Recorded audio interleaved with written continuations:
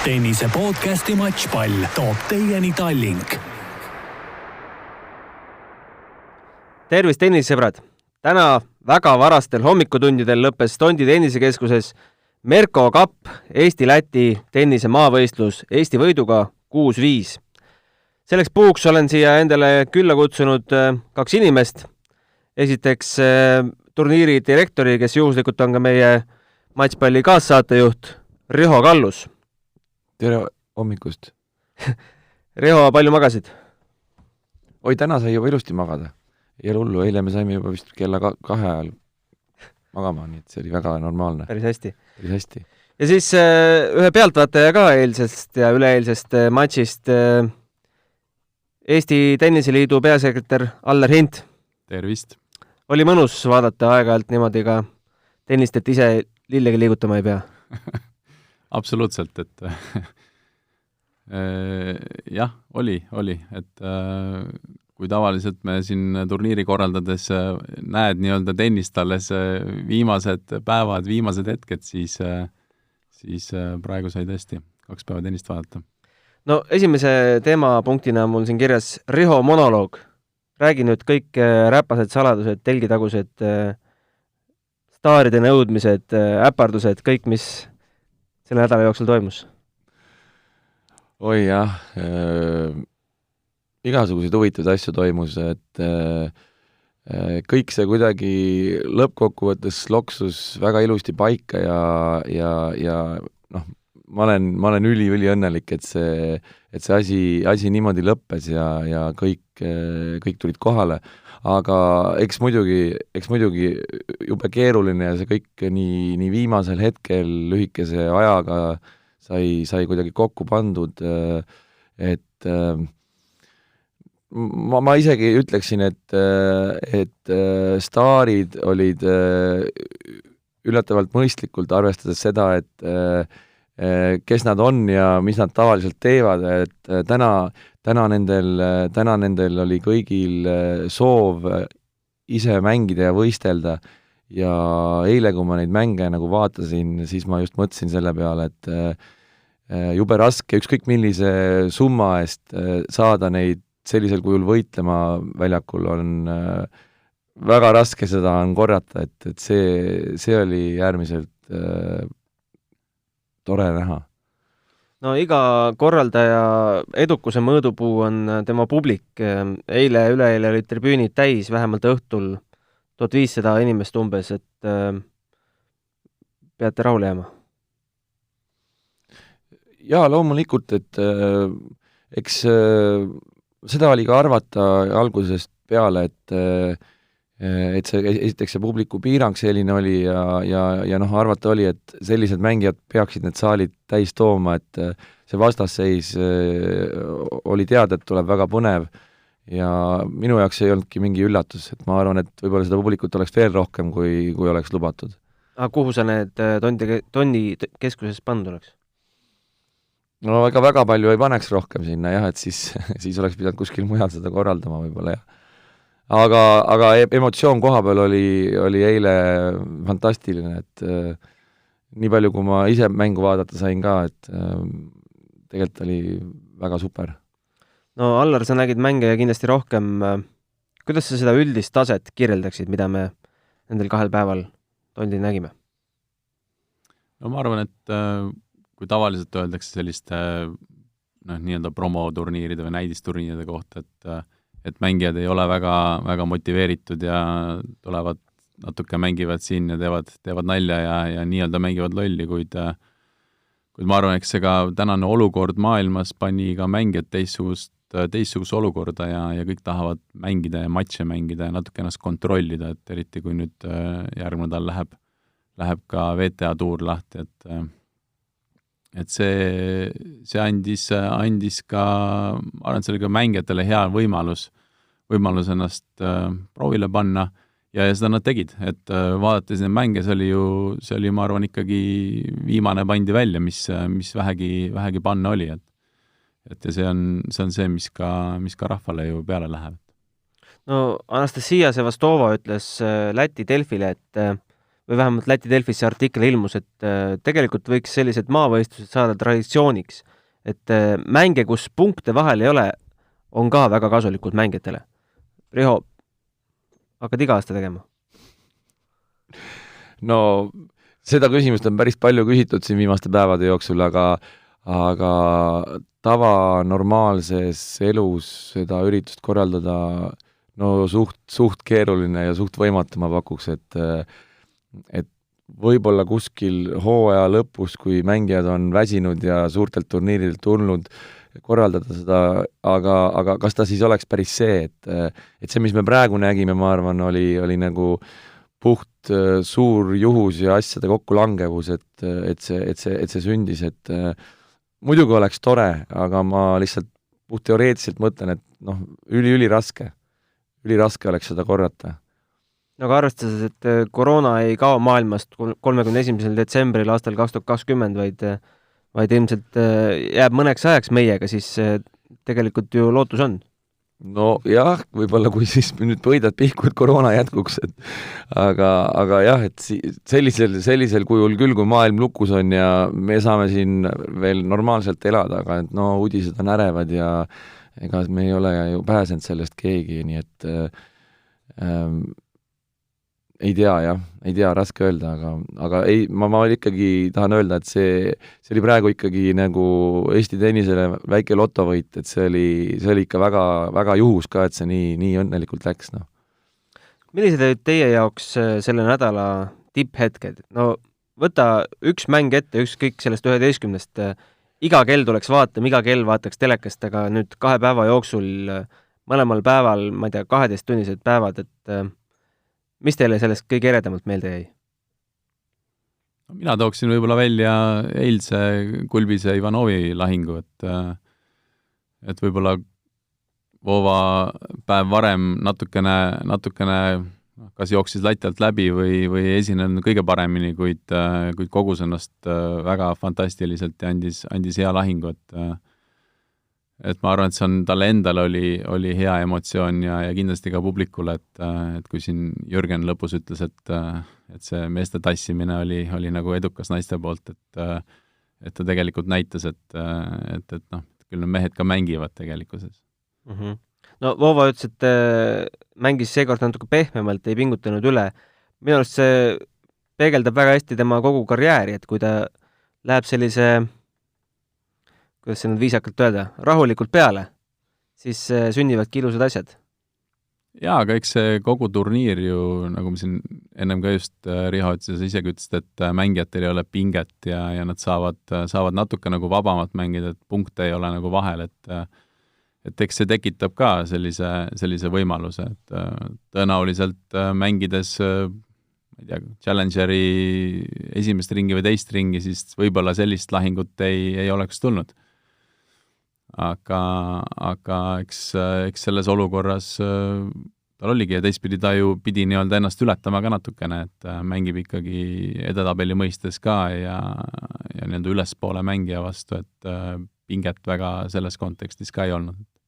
Riho, milline mäng sinul vere vemmeldama pani? No eilne päev oli muidugi tervikuna oli äärmiselt põnev, et kui vaadata eilseid kaotajaid, siis kõik eilsed kaotajad mängisid väga head esitused tegid, et alates Sevastovast, mul isiklikult oli väga-väga hea meel Jürgeni üle, ma tean, et ta on maksimalist, loomulikult ta tahtis võita, aga vaadates seda, mis olukorras ta on olnud, kui kaua ta pole mängida saanud, tal olid probleemid küünarnuki käega, siis eile oli vana hea Jürgen oli platsil tagasi ja mulle tulid kohe meelde see Tondi tennisekeskuse peaväljaks, see on Jürgeni väljaks, see kate sobib Jürgenile, Eesti publik, see on täpselt see atmosfäär, kus Jürgen näitab oma parimat tennist, ta on seal väljaku peal mitmeid maailma top 50 hulka kuuluvaid mängijaid alistanud, et eile ma tundsin seda sama, et tegelikult Jürgen on nii lühikese ajaga nagu tagasi põhimõtteliselt, et esimene päev tal võib-olla nii hea see mäng ei olnud, aga eilne mäng oli minu jaoks oli see oli hästi positiivne emotsioon ja teine oluline võib-olla koht, mida ma vaatasin, oli mind üllatas eile Ostapenko, et esimesel päeval oli tema võib-olla oli kõige suurem pettumus esimesel päeval, ta natuke seal vist oli ka endast väljas esimeses mängus ja käitus seal natuke, suu oli võib-olla liiga palju lahti, aga eile Aneti mängu lõppfaas oli ikkagi väga-väga tasavägine ja väga pingeline, et müts maha Aneti ees, et ta suutis selle mängu võita, sest et ta oli ikkagi, vahepeal oli ikka väga korraliku pallirahe all seal Ostapenko vastu, et see oli ka selline väga-väga huvitav hetk. Aga loomulikult, mida Allar ka ütles ja minu jaoks ka Voova, ma teadsin seda, et Voova mängis väga hästi siin koondisega eeltreeningutel ja et Voova ma aimasin ja arvasin, et teisel päeval tal ei ole Kulbise vastu midagi kaotada, ta läheb head tennist näitama ja nii see oli. Et samamoodi sealt jäi ka ülivähe puudu, et oleks olnud ajalooline võit Voova jaoks, et eile oli päris huvitavad tenniselahingud. No kui Jürgeni matšist rääkisite Osolinsiga, siis tahtsin küsida, kas te olete Eestis näinud kedagi löömas servi 230 km tunnis varem? Korra, kui me korraldasime neid servikiiruse no ma mõtlen mängus, aga ei ole, et ega üks põhjus muidugi on ka see, et ega me väga ei ole mõõtnud, aga ma arvan, nii mõlemad Läti mehed, nii Ernest kui Osolins on väga tugeva serviga ja rajavad oma mängu nagu selle peale, et 230 ütles, ta oli kõige kiirem, et see on ikkagi väike selline Eesti rekord või Eesti maal löödud servirekord, ma arvan. No kui Läti tuli siia 3 absoluutse staariga, siis tegelikult see 4. mees just Karlis on ju tegelikult tulevikutäht, maailma 6. juunior. Voova ütles, et praegult võib juba vabalt mängida tasemel ATP 300. Kuhu see mees võib jõuda? No eks aeg näitab muidugi, kuhu ta jõuda võib, kuid ma arvan ka, et natukene peab ta ikkagi nii-öelda noorteklassist välja tulles veel oma mängu nii-öelda stabiilsemaks saama ja muutma, et mitte isegi muutma, aga ütleme, et siis kompaktsemaks treenima, et täna ta väga palju elab servi peal ja loomulikult ka eeskäe peal, aga meesteklassis on neid vastulööjaid ka ikkagi oluliselt rohkem ja oluliselt tihedamalt mängitakse vastu, et ütleme, need 2 päeva olid ühtemoodi, kuid sellist mängu on vaja näidata, ma arvan, selline 25 nädalat aastas, et kõigepealt üleüldse meesteklassis kanda kinnitada. No kohtunikud olid tegelikult väga suur teema kogu selle nädala jooksul, eriti avapäeval, kui Sevastova vast tegi selle otsa lahti nii-öelda ja siis Ostapenko muidugi pani noa sügavamale sisse. Kas sellise turniiri puhul, mis kodus korraldatakse, on see natukene vältimatu, et vastasel tekib selline trots ja võib-olla kohtunikud näevad ka neid palle sinna suunas rohkem, kuhu nad tahaksid näha? Ma ei tea, kas peale Ostapenko kellelgi oli probleeme kohtunikega? No, Stevastoval natukene. Et kunagi ma ei mäleta, kes seda rääkis, aga see oli vist Nõukogude Liidu ajal oli tehtud siis uuring, et kes näevad seda palli kõige paremini ja pealtvaatajad nägid nagu kõige kehvemini, et siis tulid mängijad ja siis kohtunikud, et neil on kõige parem nii-öelda joon, kus seda palli näha ja kindlasti nad teevad oma tööd nagu maksimaalselt, aga loomulikult eks selliseid turniire, kui sa lööd, tuleme tagasi servi juurde 230 kilomeetrit tunnis, siis ega see joonekohtunik, kes ju igapäevaselt ei ole meil täna joonekohtunik, see vajab natukene harjumist ja natukene ka kogemust, et neid lööke jälgida ja hüüda, kuid eks ma nagu väga suurt probleemi kui sellist ei näinud, aga nii palju kui ise kõrvalt vaadates, siis peab tunnistama, et ega neid palle seal joone lähedal oli ikkagi mitte 1-2, vaid ikkagi sadu, võib öelda, et no kogu see Kanepi ja Ostapenko mäng selle rajaneski. jah, et aga eks neil oligi tihedad tööpäevad, ma ütleksin.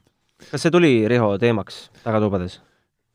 Ei tulnud, ma just tahtsin öelda, et siin on alati nagu taustaks see, et millegipärast see kohtuniku töö on põdur siis, kui sa kaotamas oled ja siis, kui sa lähed väljakule, oled fookuses, mängid hästi, nagu Ostapenko eile tegi, siis ei olnud probleemi kohtunike tööga, nii et seal tasub alati nagu vaadata neid muid asju. Ma nagu ei näinud või vähemalt ma ei usu, et kuskil mingit sellist momenti või hetke oleks, kus oleks meelega mingi situatsioon tekkinud, et isegi kui kohtunikud teinekord eksivad, siis ega sul see vaidlemine seal nagu midagi muuda ja lõppkokkuvõttes ka ma olen Allariga nõus, et tegelikult nad teevad oma tööd väga hästi ja meil olid siin ikkagi Eestimaa parimad kohtunikud ja ma julgen väita, et Soome parim kohtunik Harri Louhas, nii et need on ikka väga profid ja väga pika karjääriga kohtunikud, et selle koha pealt ma arvan, et ei ole küll midagi ette heita. Kui me korra seda Ostapenko-Kontaveidi mängu lõppu koos vaatasime, siis Ostapenko ikkagi hakkas tennist mängima sellel hetkel, kui ta suu kinni pani. Täpselt. Kui palju maksaks Kotkasilma installeerimine Eesti väljakutele? Selleks turniiriks näiteks? Mina tean ainult seda, et Kotkasilm eeldab kaameraid, päris paljusid kaameraid, et lihtsalt praeguse turniiri puhul me ei hakanud isegi seda sellepärast uurima, et meil oli väga viimase hetkeni lahti, kus me mängime, et selle installeerimine ja ülespanek võtab aega. Ma ei oska öelda, võib-olla sina, Allar, tead selle asja maksumust paremini, aga Tallinki tennisekeskusesse on pandud midagi sarnast ülesse. Jah, seal on siis selline Soome versioon, et mis ei ole küll kaameratega, aga ta on kui häälega või kuidagi niipidi nagu mikrofonidega lahendatud, aga põhimõte on sama. Aga ma ei julgeks numbrit välja tuua siin, mis ta maksab, aga väidetavalt on ta ikkagi üsna märkimisväärne summa, et teda turniiriks rentida. Aga ma tahtsin lisada seda, et meil õnnestus väga lühikese etteteatamisega saada siia kohale poolakad, kes on tuuril kogu selle servikiiruse radarite ja skoorisüsteemiga ja jällegi tänu sellele, et nad ei ole nii hõivatud ja nii palju turniire ei toimu, olid nad nõus siia nii lühikese etteteatamisega tulema ja need süsteemid siia üles panema, et see on ka selline, tavaliselt see asi nii lihtne ei ole, et me olime natuke õnnelikud, et me saime selle asja siia. Ei, see tabloo süsteem ja see statistika, mis sinna kohad, see oli küll väga vinks-vonks. Võtaks mängijad lühidalt ka ükshaaval ette, meie mängijad just, et alustades Kaiast, mis me Kaia kohta nende 2 päevaga teada saime? Mina ütleksin, et Kaia oma vanas seaduses, et mängida nii vähe mänge ja üleüldse tulles nii-öelda sellest kogu koroonaperioodist jah, võib-olla olid sellised alguses kerge ebakindlus, kuid minu jaoks, kui tennis on ikkagi väga palju nii-öelda võistlussport ja nädalast nädalasse tuuritamine ja mängimine, siis mängida nii vähe mänge ja mängida tegelikult selle peale nagu nii heal tasemel on väga positiivne ja üllatav selles mõttes, et alati, kui ta väljakule läheb, et siis nagu mõtled, et mis sealt nüüd tulla võib, eks ole, või tegelikult kõigi puhul täna on, mis sealt nüüd tulla võib, et kuidas nad on selle perioodi või mida nad on sellel perioodil teinud ja võib-olla siin oli natukene Ostapenko, kes ma arvan, et ta tahaks mängida rohkem mänge, kui ta on täna mänginud, ta ei olnud nii kindel seal väljaku peal, aga nii Kaia kui ka Anett väga positiivne, et minnes nii-öelda toorelt külmalt väljaku peale kodupubliku ees, nad mängivad ja on tegelikult füüsiliselt heas vormis ja ka tennise vorm ei ole nagu kuhugi kadunud, et see on head märgid. No me oleme Kaiat näinud välja tulemas igasugustest kaotusseisudest, nii settides kui ka kiiretes lõppmängudes. sellepärast eilne mäng Sevastovaga mulle meeldis, kui ta tuli 0-4 kaotusse just välja täiesti külma närviga jälle, taaskord. Jah, et nagu ütlesin, et võib-olla sellist selles mõttes nagu närvilisust oli või ebakindlust oli kuskil näha, et natuke üles-alla ta käis, kuid mul on tunne, et ta teab ise väga hästi ka, mis mäng tal sees on ja mida ta suudab teha ja kui ta saab selle nii-öelda sinna flow sisse ja oma mängu käima, siis on raske teda takistada. Nii, Anett. Nägime mõnda Aneti nõrka kohta ka või? No esimene päev, kui Anett väljakult ära tuli, siis see oli ikka väga suur positiivne üllatus ja Anett ise ka oli väga üllatunud, et ta nii hästi kohe mängima hakkas, et mina nägin küll parimat Anetti, keda ma nagu näinud olen, ma ei osanud küll ühtegi niisugust nõrkust välja tuua, minu arust Anett mängis väga hästi. Võib-olla eilne päev lihtsalt kujunes emotsionaalselt ja ka füüsiliselt väga-väga kurnavaks ja raskeks, et seal oli seal mängu lõpus ikka päris raske. Tal oli mängu lõpus väga raske, ta natukene ka eile seal pool naljatamisi, kapten ütles talle, ta ühte reit natukene seal midagi tõmbas ära või midagi ja siis kapten ütles talle, aga teine on ju terve, et see on ju kõik on ju väga hästi, et vai tuleb. Aga jah, eile võib-olla seal saalis olles, esiteks juba seda õhku on seal võib-olla ei ole nii palju, kui seal on rahvast ja ma nägin, et Anett istus tegelikult praktiliselt päeva läbi ka pingi peal, toetas poisse, oli kogu kohal, tahtis tiimiga koos olla, et sul on väga raske, õhtul on sul mänguks valmistuda, tegelikult võiks nagu üldse ära minna ja kuskil rahulikult oma ette olla, et ma arvan, et mäng läks nii hilise õhtusse juba, et lihtsalt see oli nagu kurnav, aga seda enam müts maha, et ta nagu tegelikult suutis lõpus mängida väga heas vormis oleva Ostapenko vastu ja ikkagi see mäng enda kasuks pöörata, et ma arvan, et tüdrukud on praegu mõlemad ikkagi väga heas vormis. Ma tooks, see viimase mängu peale ka, eks ole, kui intensiivne see mäng oli, kuidas ikkagi mõlemad tüdrukud tulistasid seda palli sajaga ja päris palju pidi tegelikult ka jooksma.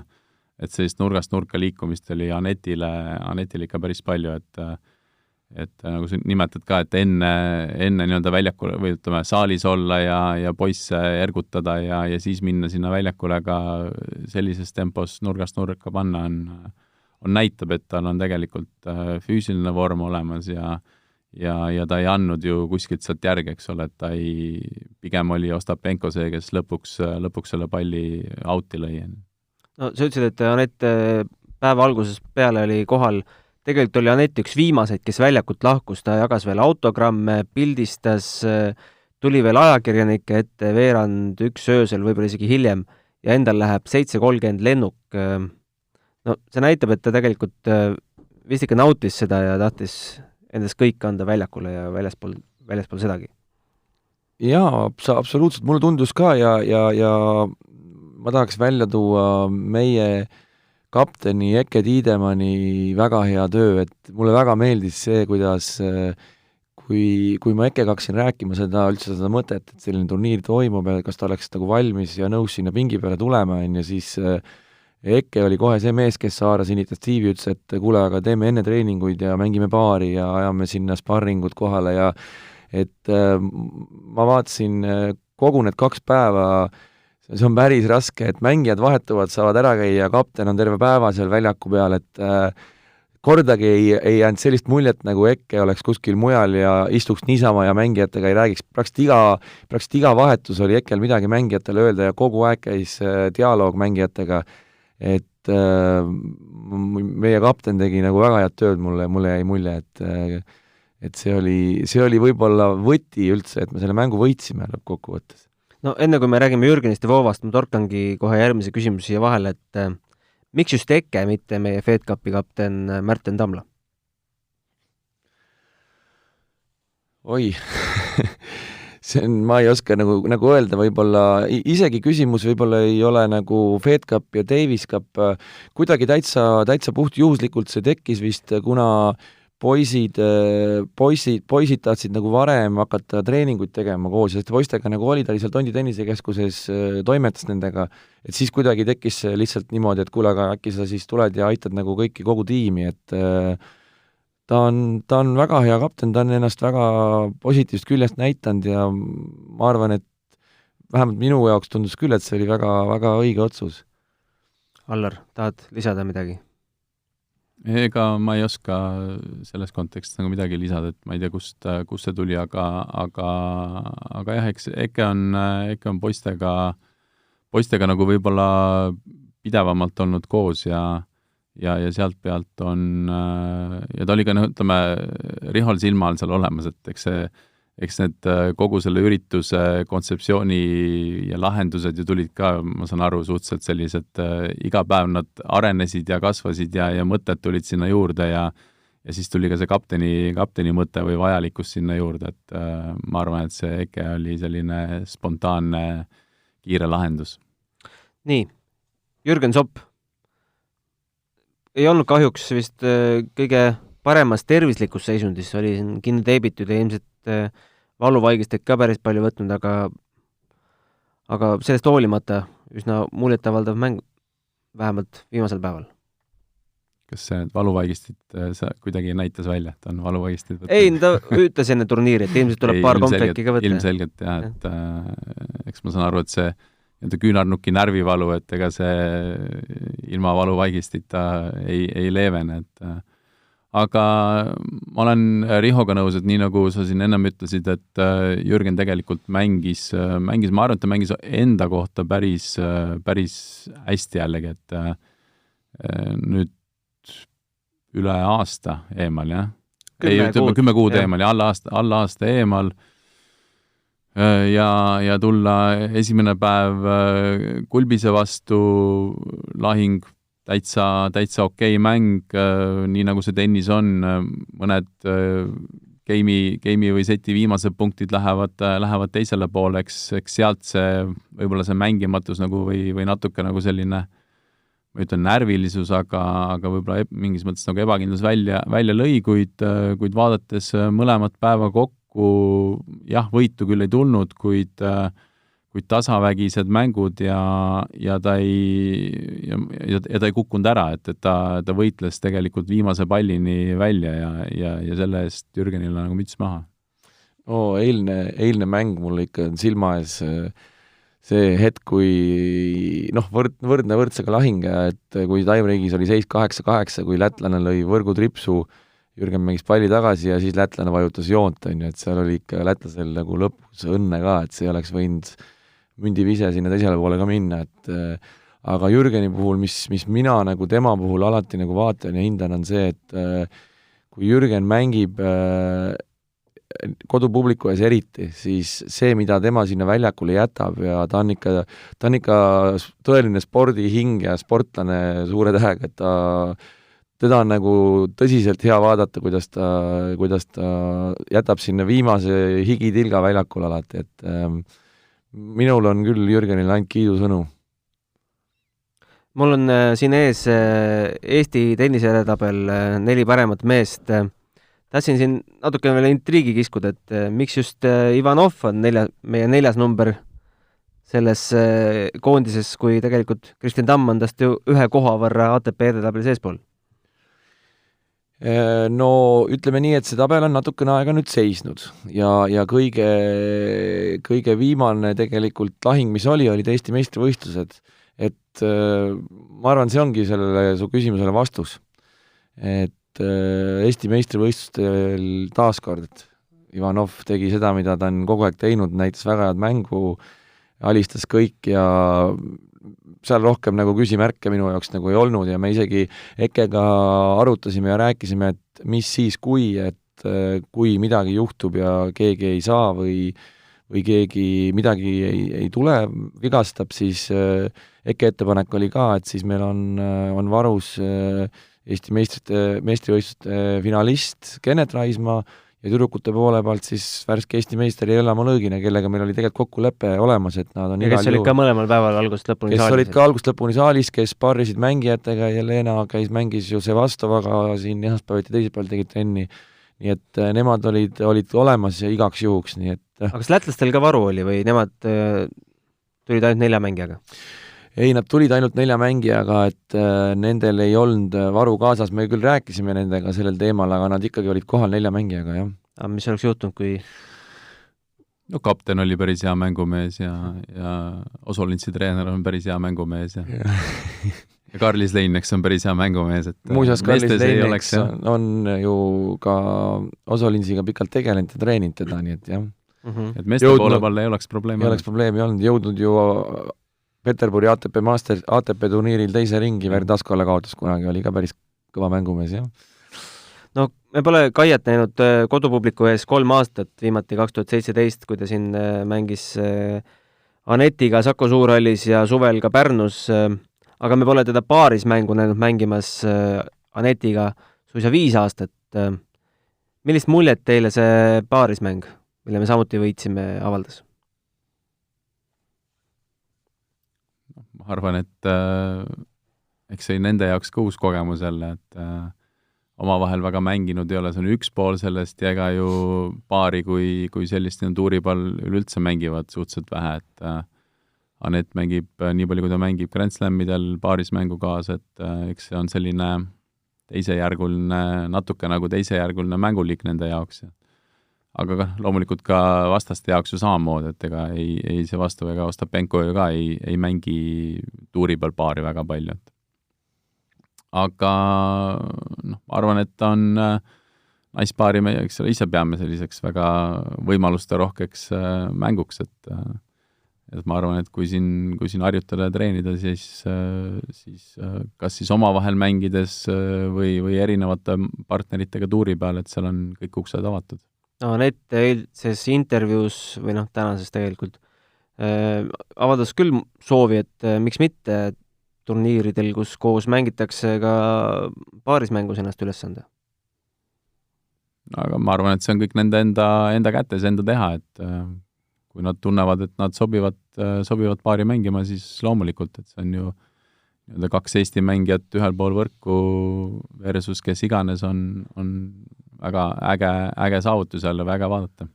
No Allar, kui näpuga reeglites järge pidada, kas Kaial on veel teoreetilised võimalused olümpiale jõuda olemas? No seal on see nii-öelda see, kuidas öeldakse eesti keeles, see appeali või nii-öelda taotluste võimalus, et juhul, kui sa ei ole mänginud või ei ole nii-öelda seda Fed Cupi või Davis Cupi kriteeriumit täitnud, et siis sa saad esitada taotlus, et eks see võimalus on teha veel, et mis sealt vastu tuleb, et see on omaette küsimus ja loomulikult mis sinna taotlusse peab panema? Et sa ei ole mänginud? Põhjendused, ja eks loomulikult on enne seda on kindlasti ka edetabeli kriteerium, mis on vaja täita, et see on minu mälu järgi 7. juuni järgmine aasta, kui see edetabel läheb lukku. No, see edetabeli koht võib selles mõttes varieeruda, et kui seal 56 sees on ühest riigist rohkem kui 4 mängijat, siis see lükkab natuke ta ei pea olema 56 sees. Ja loobujaid on ka. Peab olema vist 100 sees, et üldse oleks nii-öelda teoreetiline võimalus. No neid, kes seal 4 mängijat ühest riigist, no neid võib olla heal juhul 2-3 riiki on seal mõned kohad, mitte väga palju. Aga kui nüüd mõelda sellele Fed Cupi kriteeriumile, siis olümpia lükkus nüüd 1 aasta võrra edasi, et Fed Cup ju veebruaris peaks nagu tulema. Peaks tulema, jah. Eks kogu maailm on veel küsimärgi all, mis siin tuleb ja millal tuleb, aga kalendrisse tõenäoliselt märgitakse Fed Cup, jah. Veebruari. Sellest me rääkisime, kas sellest võiks saada traditsioon. No, Allar, kuhu on kadunud maavõistlused tennises tegelikult? Need olid ju nõukogude ajal väga kuum teema.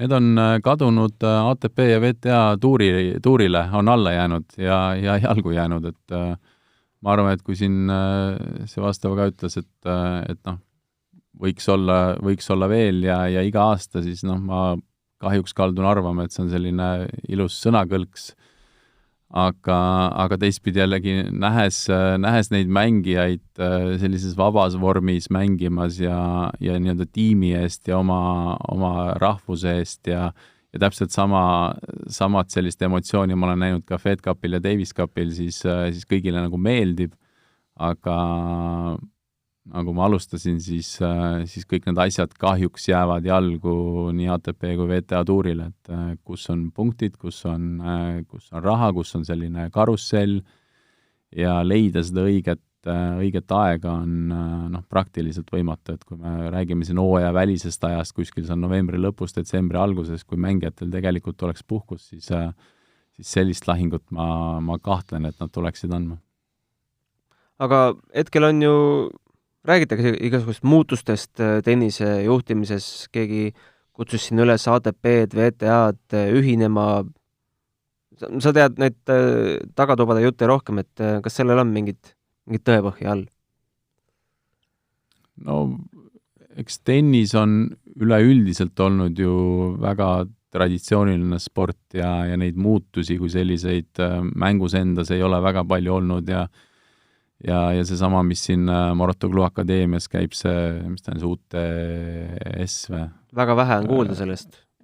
Jah, aga ütleme mänguformaadi mõttes ja sellise telemängu formaadi mõttes on ta huvitav väljamõeldis.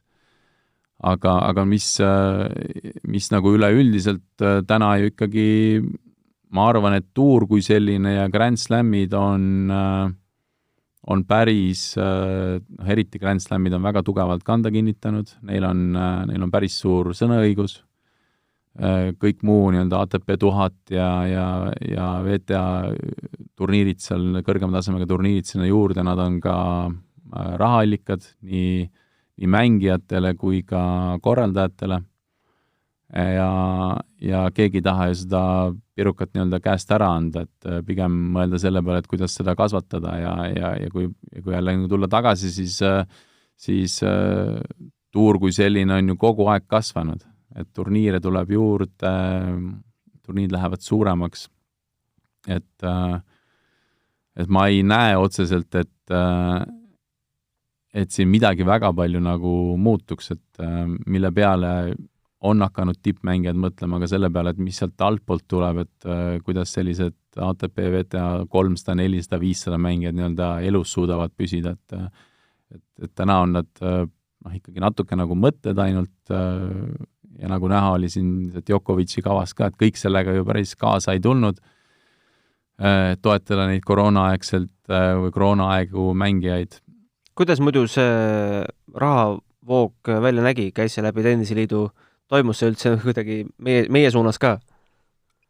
Meie suunas toimus, seal oli kas siis nii, et see Djokovic'i või ATP VTA rahad tulid kuni 500 mängijatele ja sealt edasi tuli väike kopikas kuni 700 või kuni 800 mängijatele tuli läbi ITF-i. Aga noh, ta on ikka pigem selline sümboolne $1000. Ühele mängile? No asi seegi. Asi seegi, jah. Järgmisel nädalal hakkab VTA tuur uuesti pihta, Palermosse Anett läheb. Mis saab edasi, on suur küsimärk. Mis teie arvate, kas US Open praeguses olukorras, arvestades, et numbrid lähevad kõik USA selle ülespoole, toimub?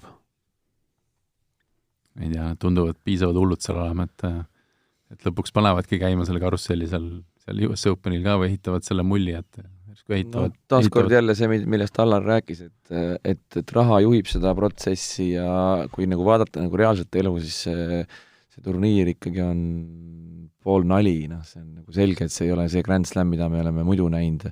Väga paljud mängijad on juba loobunud ja Ashley Barty eile alles. No täpselt, ja kui sa isegi seda emotsiooni mängida tühjade tribüünide ees, see ei ole päris see. aga eks see on arusaadav, et korralda seisukohast on sul võib-olla valida pankrott, et see ongi see probleem, selles mängus on nii suured rahad ja nendel ei ole väga valikuid. Ja võib-olla me peamegi harjuma selle, nagu me nimetame siin seda uut normaalsust. Et kuskil maal ma olen ka nõus, et eks see viirus ju on meiega ja jääb meiega veel mõneks ajaks vähemalt. Et kui see asi nii-öelda tuurinaga käima panna, et mis seal juhtub, mis seal ei juhtu, ma lihtsalt loodaksin väga, et mingit suuremat pauku sellest ei käi. Et eks ole näha, et kui tulebki selle tuuri ajal nii-öelda üks haigestumine, et mis siis juhtub ja kuidas siis ka tennisejuhid ja nii ATP VTA juhid seda asja vaatavad. Aga Allar, äkki lõputuseks räägid selle uue punktisüsteemi ka lahti, mis nüüd ATP ja VTA edetabelites muutus?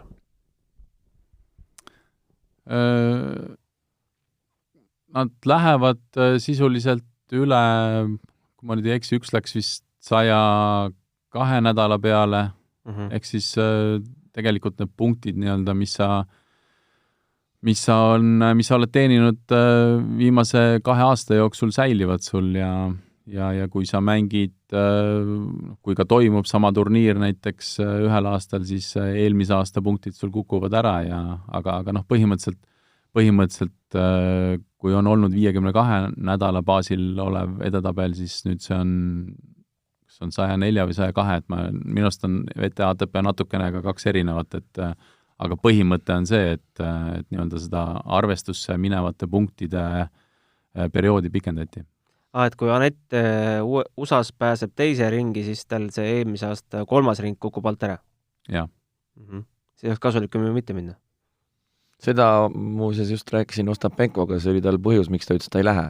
Et ta on eelmisel aastal 3. ringi jõudnud, ta peab vähemalt 4. ringi jõudma, et tal oleks pointi minna, ja siis ta ütles, et miks ma sinna lähen, et ma ei lähe kindlasti. Aga see, mida Allar just praegu siin räägib ja see süsteem, mida üritatakse teha, tennises on ikkagi jällegi nende mängijate jaoks, kes on nooremad mängijad, kes üritavad sinna üles ronida, nende jaoks muutub see olukord veelgi raskemaks, et see on kogu aeg probleem olnud ja nüüd on nagu veelgi keerulisem tegelikult. Et ma kuidagi ise olen kogu aeg mõelnud seda ja ootaks seda, et kuidagi tekiks võimalus alt üles liikuda ka lihtsamini, et ei oleks see uks nii kinni nagu noorematele ja võib-olla Futures turniiril olevatele mängijatele. Kriteeriumid on ju olemas, kus sa pead olema edetabelis, et ITF-ist saada ATP Challengerile ja nii edasi. Jaa, aga see kadalip on päris keeruline, päris raske, et ütleme, kõik mängijad teavad seda, et kui sa sinna korra saad, siis seal püsida on oluliselt lihtsam, kui sinna nagu pääseda, et see võtab väga kaua aega ja sul võib hea vorm olla, aga sa lihtsalt ei saa turniiridele peale. Et jah, nii ta on. Millal ITF üldse pihta hakkab? 17. august nädal. Ahah. Ja meil on kõik juba lennupiletid võetud, kõik on mööda maailma laiali. Tänaseks hetkeks on väga paljud turniirid canceldatud juba. Ja, et turniir on canceldatud ja mismoodi ta peale hakkab, et see on veel omaette ooper, ma arvan. Ja vaadata, kui palju mängijaid üldse on valmis reisima, et see on järgmine küsimus, et ma arvan, nii Jürgen kui Vovo ütlesid siin, et vaatame need esimesed 2 nädalat ära, et mis siin toimuma hakkab, et siis teeks oma plaane, aga et ei, eks see nii-öelda uus süsteem või hetke natukene nagu parandatud süsteem ongi sellepärast, et nii paljud riigid on veel täna ju lukus, et välja reisida ei saa ja sisse reisida ei saa ja karantiini tingimused ja nõuded, et eks nad kuskil maal tahavad selle edetabelit kaitsta nii-öelda ka kõrgemal asetsevaid mängijaid, et nad sealt alla ei kuku tänu sellele, et nad on kuskilt riigist, mis takistab neile reisimist. Ja loomulikult üleüldse turniiride arv, et kui me räägime siin peale saamistest ja mingitest edetabeli kohtadest, siis ma arvan, et see on järgneval perioodil ikka väga pea peal, et turniirid võivad olla väga tugevad või siis täiesti tühjad. Selge, ma küll meelitasin teid siia stuudiosse, et teeme poole tunniga siuh-säuh ära, aga läks natuke kauem. Kuulame siia lõpetuseks Anetti intervjuud, mis ta meile kell veerand 1 öösel andis ja aitäh teile, mehed, tulemast! Väga positiivsed emotsioonid, et ma ei saanud 2 setis võita sellepärast, et kõik mängisid super tie-breaki ja siis ma mõtlesin, et kuidas ma niimoodi üksinda siis 2 setis võidan, et siis ma mõtlesin, et okei, et siis peab 10 tie-breaki võitma. Oskad sa võib-olla ühe asja välja tuua, millega sa selle Jelena matši ära võtsid? Ta hakkas tegelikult, kui nüüd tõsine olla, siis ta hakkas teise seti lõpupoole väga hästi mängima, väga agressiivselt ja väga hästi lõi jooni ja mul hakkas natuke vasak tuhar servist maandumisel natuke mind painama, et eks on sellest, et ma nüüd nagu järjest paar päeva võistelnud ja enne oli see paar veel ette, et selles mõttes kindlasti, eks see on võistlusolukorras on natuke selline rohkem pinget kehas ja kõik see, et eks see on natuke loomulik, aga jah, mul oli kuidagi pelgasin servida, et tegi valu see maandumine just vasakule jalale. Aga jah, ta mängis väga edukalt ja siis kuidagi lõpus, tie-breaki nii-öelda lõpus, ta oli ka ju tegelikult 7-5 oli ees ja ma üritasin lihtsalt kogu aeg ühe palli veel nagu tagasi mängu saada, et üritasin nii stabiilne olla, kui ma vähegi sain. Arvestades, et Läti paar on väga kõvasti kokku mänginud, siis selline võit, kas tekitab mingit isu ka, et võiks kokku mängida rohkem ja sellega saaks ju midagi teha? Jaa, väga tore oli. Mulle nagu väga meeldis me Kaiaga mõlemad nii palju, kui me rääkisime tõesti peale mängu, olime väga rahul ja väga positiivne emotsioon oli sellest paarist, et jah, et nii palju, kui me turniiridel mängime, et miks mitte mängida koos, aga jah, eks näeb, kuidas edasi läheb. On see Läti võit oluline ka siin? Muidugi on tore võita naabreid, alati on tore, aga kui ma oleks ka selle mängu 7-5 kaotanud siin lõpus selle segapaari, et ega midagi otseselt nagu lahti ei oleks olnud, aga kindlasti eks nagu võit annab ikka sellise positiivse emotsiooni. Mida sa enda vormi kohta nende 2 päeva jooksul teha said? Ma arvan, et ma olen väga heas vormis, ma liigun hästi, ma tunnen ennast väga mugavalt väljaku peal, et ma olen väga rahul sellega, et see nii-öelda need rasked trennid nii-öelda siis ennast ära on tasunud ja jah, ma tunnen ennast väga mugavalt ja ma tundsin, et ma olin ka sellises pingelises olukorras väga rahulik ja et kuidagi tundsin ennast väga hästi. Rahva ootuse kruttisid sa kindlasti nüüd üles, kas endal on ka kindlasti mugavam minna 2 sellise suurepärase võidu pealt esimesele turniirile? Jaa, et võib-olla muidu oleks selline teadmatus, mida oma vormi kohta nii-öelda ei oskagi arvata, et kuidas see algus võib välja näha, aga ma olen endale nii-öelda näidanud, et ma olen väga hea tennist mänginud ja eks see kindlasti annab mingisuguse väikse enesekindluse juurde. Jõud sa täna magada ka või on targem otse minna? Keeruline öelda praegu. Kui te palju küsimusi küsite, siis võib-olla ei saagi minna. Tennise podcasti Matšpall toob teieni Tallink.